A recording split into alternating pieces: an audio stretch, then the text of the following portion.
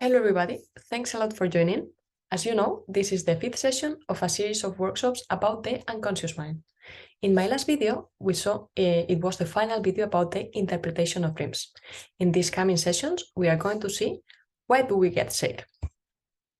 We will see how the different mental health disorders, believe it or not, are solutions to conflicts that at that time we could not solve because we didn't have the tools.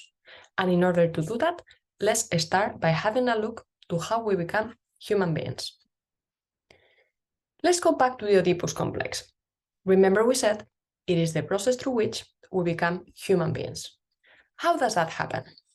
When we are born, we are very close to our mother. The father comes, and thanks to him, we are separated from our mother and access the world. He comes and says, "You cannot sleep with your mother. It is me who sleeps with her." At the beginning, if the father is not at home, the child will go to sleep with the mother. But at some point, even when the father is not there, he will stop going to sleep with the mother. At that moment, we say he has internalized the law. He has learned to symbolize. Even when the father is not present, he has law. This is why we say that the father brings the law. This is also why we say the Oedipus complex is the access of the human being to the language. Everything happens through words. Accepting the law allows to live in the world with other human beings and be healthy. For example, what happens with psychotic people is that they haven't accepted this internal law. And as you know, they go crazy. It's not good not to have limits and do not respect the law. Once we have internalized the law, we no longer need our parents, teacher, or boss to be present in order to do what we have to do. Boom! The superego is built. How? Our first love object is the mother, and once we realize we need to renounce to it, we identify with her in order not to lose her. It becomes part of ourselves, unconscious. Same happens with the father. That is the superego. This same process will happen with all the figures of authority. Teachers, managers. The superego is our moral conscience. Later we will see that the exact same mechanism that gives play to the superego, and that is a normal mechanism of the psychic apparatus, is the mechanism that gives place to depression. Yes, to depression. Let's continue. Both the boy and the girl will choose as love objects their mother and their father, and both of them will identify with them. These choices of love object and identifications will give place to four sexes: mother, father, female, and male. These four sexes are just positions in the language. We are a bit of everything. Female position means passive. Masculine positions means active. For example, in order to have a manager, we need to be able to undertake the passive position. Otherwise, I don't respect authority and they can fire me. This happens, unfortunately, a lot. Freud mentioned that depending which tendencies we repress, we appear as homosexual or heterosexual. Everything in the human being is a construction. Freud had been constantly accused of pansexualism. However, the term sexuality or sexual, used by Freud, is way wider than genitality. Sexual, according to Freud, refers to everything touched by the word. All the possible human relationships with our boss, with our mother, with a husband, with someone younger, older, work relationships, personal relationships. The way we interact with other human beings, the way we love or hate, the way we choose our loved ones, all in all, the way we live is determined by the position we hold once we have gone through the Oedipus complex. The ego, for example, is built thanks to the image of other human beings, is built by ongoing identifications. The image of other human beings is super important. Remember how when we are helpless babies or children, we feel our body is fragmented versus the complete body of our totipotent parents. We then think, I want to be that complete child. This is how we build our personality. Every time we learn something new, this process will be open. Again, all the Oedipus complex. Remember that in the previous session, we said it's a process that never ends, especially if we are growing. Hopefully, we won't stop growing at any point. Please note that everything is in the language, in what we say, in our attitude. When we face a new challenge, when we need to learn something, we could think, I will never be able to do that. It is impossible. But I could also say, if other people have been able to do it, I will be able to. We will see how in hysteria, for example, this mechanism of identification plays a key role in the development of the symptoms and the disease.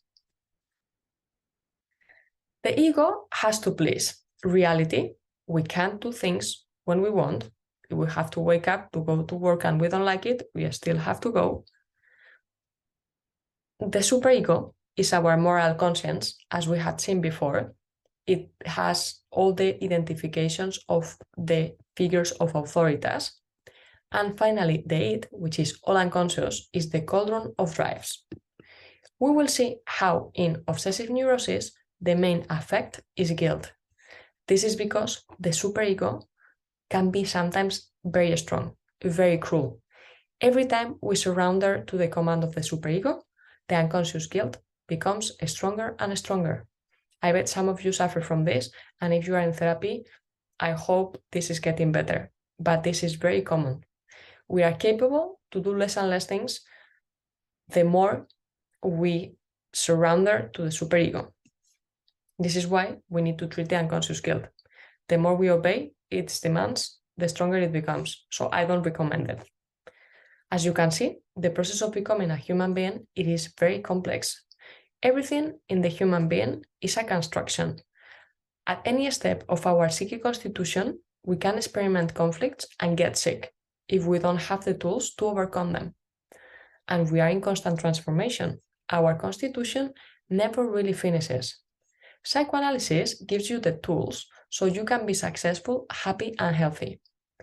In order to understand all these things a bit better, I would like to tell you very quickly the Oedipus legend. Everybody speaks about the Oedipus complex, but I doubt they know why this name. Let's have a look. Edipo was the son of Laio, king of Thebes. An oracle has told the king that he would be killed by his son.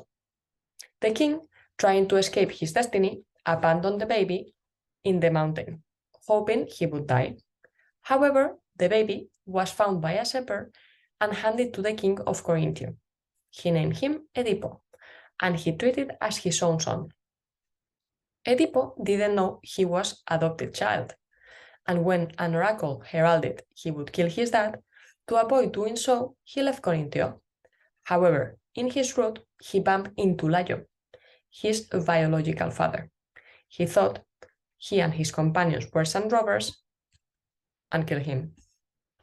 Unexpectedly, the prophecy was fulfilled. Oedipus has killed his own father. His father couldn't escape the destiny of being killed by his own son. Homeless and alone, Oedipus was harassed by a terrible monster, the Sphinx, who was killing all the travelers who could not solve his enigma. Oedipus managed to solve it, and the Sphinx killed himself. When Oedipus arrived to Thebes, where he was born, the people from Thebes thought the king had been killed by bunglers on his route, and as a reward for having relieved them from the phoenix, they made Oedipus king and gave him the queen as a spouse. Do you realize what just happened? For many years, the couple lived happy and aware that they were mother and son. At some point, Oedipus discovered he has killed his father, and Jocasta, his mother, killed herself, horrified of being married to her son. When Oedipus found out she has killed herself, he removed his eyes. We will see that in psychoanalysis, removing the eyes is a synonym of castration, and left the throne. Oedipus lived in Thebes many years, but exiled. All in all, Oedipus has killed his father and married her mother. Quite interestingly, this happens in many other myths of the Greek mythology. Many heroes kill his father and wed his mother. Oedipus is like a hero because he has fulfilled the unconscious wishes of any man. Kill the father and sleep with the mother, and it all happens in an undercover way. He does not know about it. This is exactly how the Oedipus complex happened. We want to sleep with our mother and kill our father, but when we grow up, those wishes become unconscious. We don't want to know about it. We repress them. All the Oedipus complex is unconscious. Freud said that gladly kids are not strong. Otherwise, they could kill, and a lot of people would be dead. Please bear in mind that this is a myth. It happens in our psychic reality. Remember when we saw the difference between objective and psychic reality? In the material reality, killing the father and sleeping with the mother is a crime. So please don't go and make your wishes come true. The Oedipus complex, in fact, shows not what we do, but what we are not allowed to do. Once our father says, you can't sleep with your mother, you need to look for other women, once we repress that incestuous wish, the wish is free to choose other objects.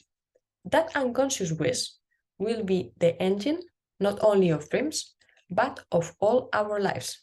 Does this ring a bell? I'm going to connect with our first session. That unconscious wish is repressed, and we don't know about it, but it's always trying to show up. That is how the unconscious works. It can show up as a dream, as a piece of art, or as a symptom. We all wish in the same way. What makes the difference between mentally sick and healthy individuals is the way in which we renounce to the unconscious wish.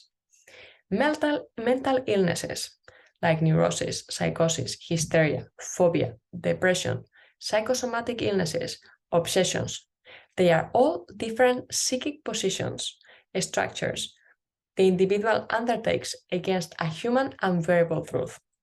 When the individual faces a reality he cannot tolerate, the individual gets sick and builds a neurosis or a psychosis or obsessions in order to escape from reality and avoid facing it. In our next sessions, I will explain each of the mental health disorders, how and why they happen, and of course, how to solve them. We definitely don't need to be sick or fail in our projects. How they happen and how we can solve them will be the object of the next session. Thank you very much.